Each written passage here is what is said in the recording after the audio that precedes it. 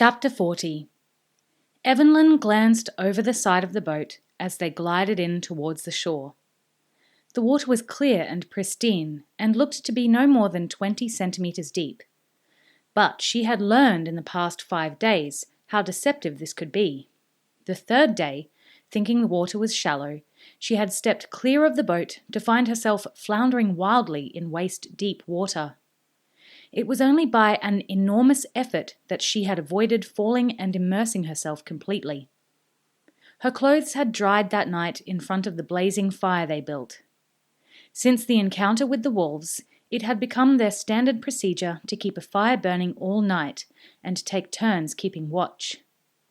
It meant they each got less sleep each night, but at least when they did sleep, they did so soundly, each secure in the knowledge that her companion was keeping watch and making sure that the fire was maintained through the dark hours. Whether because of the fire or not, there had been no further disturbances since that second night. Of course, Evelyn thought, it may have simply been the case that there were no wolves on any of the other islands. Now she reached down with her paddle, satisfying herself that the water was barely knee-deep. She swung her legs over the side and stood up quickly, then guided the prow of the kayak towards the shingle beach. They had learned to beach the little boat unoccupied. On the third night, letting the bow grate into the sand and rock of the shore, they had torn a hole in the oilskin covering. Alice had watched Evelyn sew a patch over the hole with a piece of spare oilcloth, then cover the seam with melted wax to seal it. "Very neat," she said approvingly. Evelyn smiled and brandished her needle. "Needlepoint is one of the skills that are deemed fitting for a princess," she replied. "I never thought it would come in handy." Alice's eyes were on her now as she tested the water depth, then dismounted from the boat. Alice was developing a reluctant admiration for the princess's ability to adapt and learn. Alice had been tough on her while she was learning the techniques of handling a small boat. Some of this was due to the lingering antipathy that Alice seemed to feel for Evelyn, but in the main it had been a practical choice. Alice knew, from conversations with Will and Lady Pauline, and from her own observations, that Evelyn, courageous and resourceful as she was, did have a petulant side to her character. Unavoidable, perhaps, in one raised as a princess, in an environment where there were scores of people ready to leap to and do one's slightest bidding, and attend to the smallest wants. But on this trip, there could be no servants and no passengers. Alice had sensed that if she had shown sympathy for Evelyn's aching muscles, or laughed off her clumsy attempts at paddling, Evelyn could be inclined to take advantage of her good nature.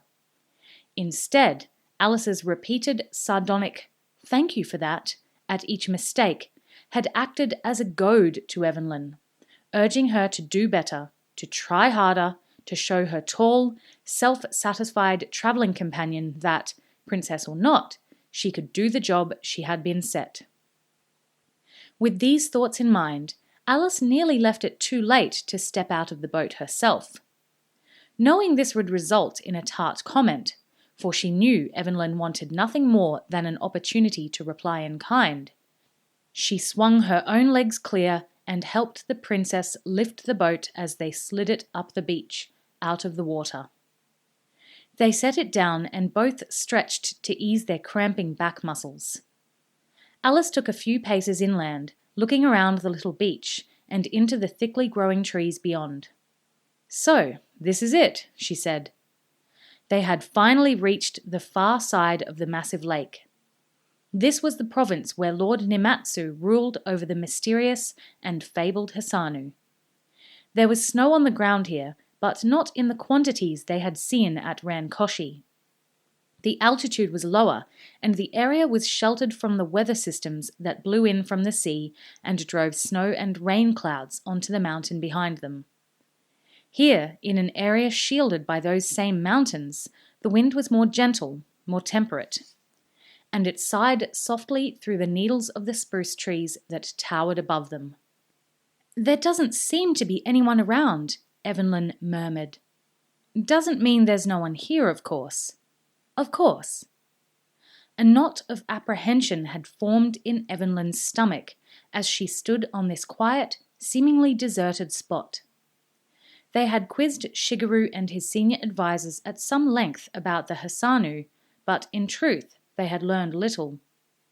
Some held the Hasanu to be remnants of an ancient race of semi-human apes who had survived in this remote territory. Other, more frightening theories held that the Hasanu were tree or forest spirits, and the reclusive Lord Nimatsu was a sorcerer who had bent them to his will. Other facts they had gleaned seemed to contradict each other. Some said that the Hasanu were shy and nervous of contact with strangers, while others maintained they were fierce and merciless killers. Old legends about them certainly lent credence to this last. Numerous tales were told of their ferocity in battle. It was said that they had never been defeated. These tales, of course, were centuries old, and nobody could actually admit to having seen a Hasanu or to knowing someone who had, although there were those who claimed to know someone who knew someone else who had seen one. At the end of a long and confusing briefing session, Shigeru had dismissed his advisors and sat quietly with the two girls to give them a more balanced opinion on these strange people. Much is said about the Hasanu, he told them, and much of it is wild exaggeration. Here is what I know, stripped of rumor, conjecture, and hysteria. They are said to be a tall and powerful race, and reports from the past held them to be covered with long, reddish hair all over their bodies. This could be true. They live in a cold climate, and their bodies may well have adapted in this way over the years. But the key point I know, and on which all legends and tales about them are agreed, is that they are fearless in battle and that they have an intense loyalty to their lord. At this time, this is Lord Nimatsu. These qualities would seem to indicate positive elements to their character, which give the lie to these wild stories about their bloodthirsty behavior with regard to strangers.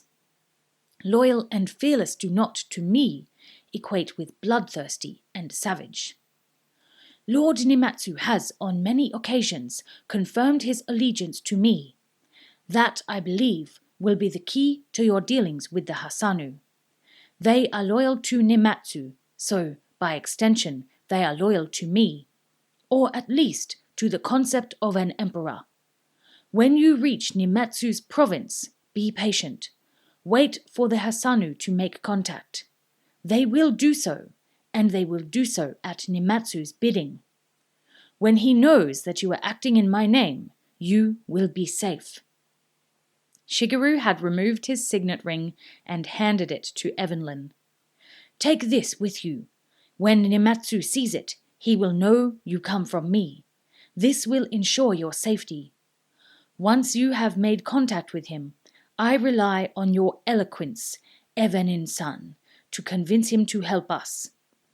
I will send a letter with you, of course, but in my experience, it is the spoken word and the integrity of the messenger that holds most sway in these matters.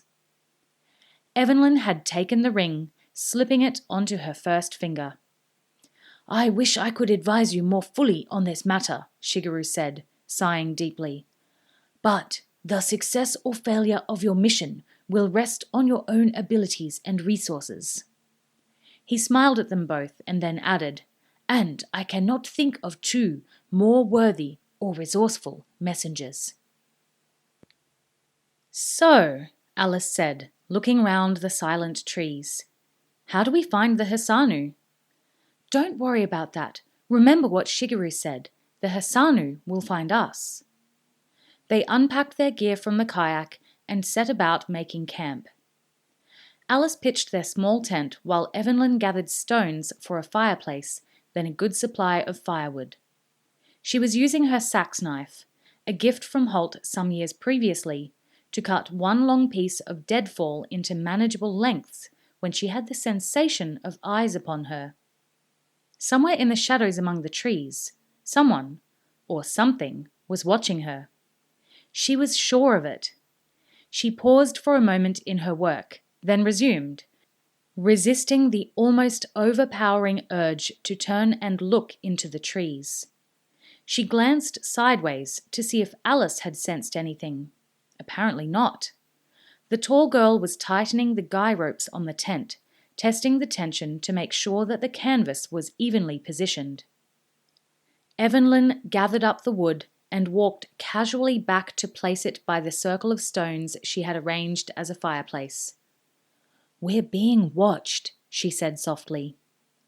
Alice froze for a second, then tugged the guy rope one last time, dusted her hands in satisfaction, and moved to help Evelyn sort the kindling from the heavier firewood. As they knelt together, she said, "You saw someone?" "No, it was more a sensation than anything, but I'm sure someone's there." She half expected a sardonic reply from her companion, but Alice was never one to deny the value of instinct. "Then we just keep doing what we're doing," Alice said. "Let's brew some tea, and keep acting casually." All the same, Evelyn noticed, she stole a quick glance to where her sword was resting on top of her pack at the entrance to the tent. Some minutes later, they sat facing each other across the fire, sipping the warming tea. Alice had positioned herself so that she faced the lake, leaving Evelyn looking towards the trees behind them. Evelyn had sensed the presence of the watcher, she reasoned, so there was a better chance of her seeing whoever it might be. Or whatever it might be, she amended. As she sipped her tea, Evelyn's eyes darted from side to side above the teacup.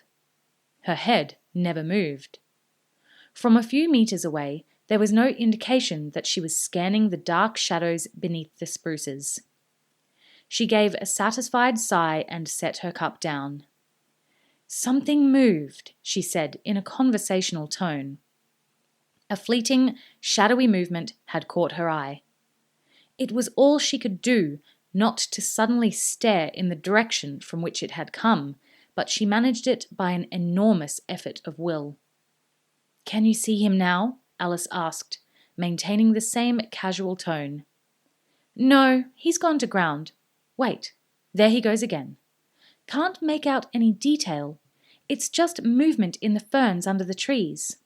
Whatever it is, it's moving closer to the edge of the tree line."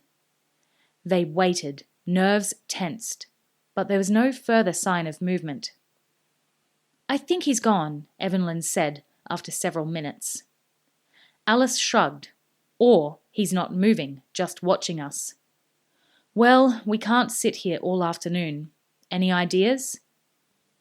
Evelyn rose to her feet, avoiding any sudden movement, and crossed to her pack. Rummaging in it, she found what she was looking for.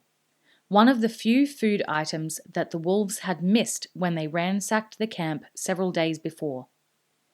It was a small twist of greased paper containing a handful of candied fruit pieces, apples and apricots. They were a confectionery much favoured among the Kikori, and Evelyn had developed a taste for them herself. There were about a dozen pieces left. She hoped that would be enough. She strode back to where Alice was watching her curiously. "I've got a thought," she said. "Our unseen friend might be a bit more willing to show himself if there weren't two of us." She saw Alice begin to object and held up a hand to stop her. "No, hear me out. I'm suggesting you take the kayak and paddle offshore about 100 meters and wait there. I'll sit over there, closer to the trees, and see if the Hasanu are willing to make contact." She held up the small package of candied fruit. "I'll use this to get the conversation going." Alice frowned thoughtfully. "One thing most people agreed on," she said, "is that the Hasanu like sweet things. And these fit the bill. Look, if you leave, although you'll be seen to stay in the general area, and I sit closer to where they are, it's a pretty unmistakable message, isn't it? We want to make contact." There's a good chance that our friend in the trees will be encouraged to come out into the open. There's also a chance that he'll be encouraged to tear you limb from limb, Alice said, and Evelyn nodded uncomfortably. That's the part of my plan that I'm not totally delighted with. But I think we have to take the chance and force things along. Otherwise, we could be sitting here for days. And let's face it, she added, if they want to tear us limb from limb, your presence here is hardly going to stop them. Well, thank you for that vote of confidence, Alice replied. One thing, she added, just consider my position. It's going to be awfully awkward for me to return to Araluen and tell your father I watched a Nihon-Ja monster dismember you. It won't be good for my career. Sensing a note of comradeship behind the banter, Evelyn managed a faint smile. And after all, your career is important to all of us, she said. I'll try to bear that in mind. Now get going. Alice rose, took her sword, a water canteen, and some strips of smoked rabbit that Evelyn had killed with her sling the day before, and made her way to the boat. Evelyn followed. They took Evelyn's paddle out. Alice wouldn't be needing it, and she waded into the water, lifting the kayak and sliding it with her. As soon as it could float, Alice slid gracefully into her seat and took a few smooth strokes, setting the little boat gliding across the calm water. She glanced back over her shoulder to Evelyn, standing by the water's edge. Take care, she called. Evelyn waved in reply. Of course, she said easily. Walking up the shallow beach, she found a fallen log close to the tree line that gave her a comfortable spot to sit and wait. She took a seat, then produced the packet of candied fruit and spread 6 pieces on the log beside her. She took a piece and placed it in her mouth, feeling the juices begin to run as the combination of tartness and sweetness took effect on her taste buds. She gave an exaggerated sigh of pleasure, smacking her lips several times to indicate how much she was enjoying the treat, and waited. It seemed an age, although in reality it was only 2 or 3 minutes, but her straining senses caught the slightest sound, a rustle in the ferns behind her and to her left. Senses as taut as a fiddle string, she strained to hear more. Was that another slight rustle? It sounded a little closer than the first. Or was it the wind? She looked to her right, examining the ferns there closely. They weren't moving. No, there was no wind, she thought. There it was again. The hairs on the back of her neck stood up, and she could feel gooseflesh forming on her forearms. Something was there. Something was behind her and moving closer to her. Every nerve in her body screamed at her to stand and turn and see what it was. This waiting, knowing something was there, no, thinking something was there, was all but intolerable. But somehow she stood it. She swallowed the piece of fruit, forcing it down a throat that had suddenly turned dry. She said appreciatively. That was good. She popped another piece into her mouth, made another exclamation of enjoyment. Then, seemingly as an afterthought, she took a piece and placed it 1/2 meter or so away from its companions, then gestured to it. This is for you, she said, then repeated a little louder, for you. There was definitely something behind her. She knew it now without any doubt. Something large was less than 2 meters away. She didn't know how she knew it was large. She hadn't heard any heavy footfall, nothing more than the slightest rustle of leaves and twigs. But there was a large presence there, as if the very life force of whatever it was had impinged upon her senses. She realized she was holding her breath.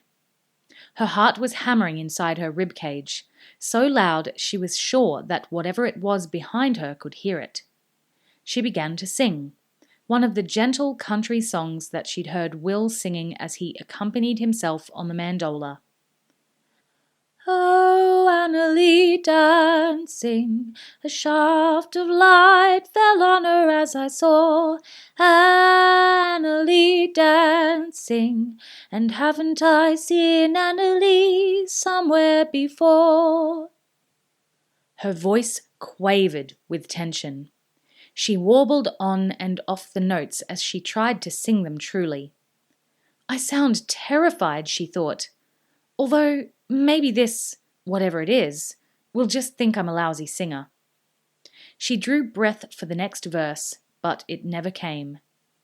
Out of the corner of her eye, she saw movement. A large hand with long claw-like nails and covered in thick red-brown hair reached from behind her and took the candied apricot from the log.